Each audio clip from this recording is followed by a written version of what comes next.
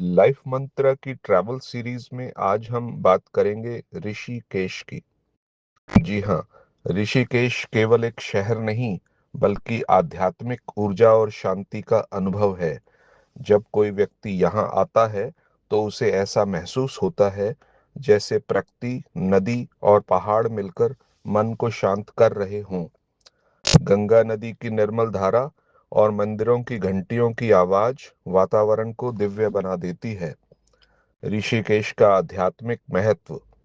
प्राचीन समय में अनेक ऋषि मुनियों ने यहाँ तपस्या और ध्यान किया था। माना जाता है कि इस भूमि पर साधना करने से मन को शांति और आत्मा को शक्ति मिलती है। इसलिए दूर दूर से लोग योग, ध्यान और अध्यात्म सीखने यहाँ आते हैं। योग की राजधानी।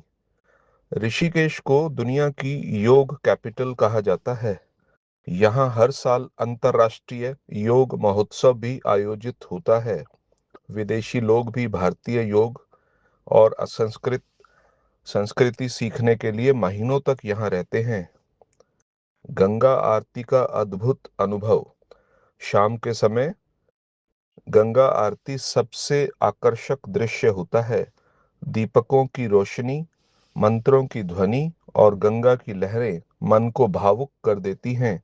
ऐसा लगता है जैसे पूरा वातावरण सकारात्मक ऊर्जा से भर गया हो। यहाँ के प्रसिद्ध स्थान है लक्ष्मण झूला। मान्यता है कि भगवान राम के छोटे भाई लक्ष्मण ने इसी स्थान पर गंगा पार की थी। यह झूला ऋषिकेश की पहचान बन चुका है।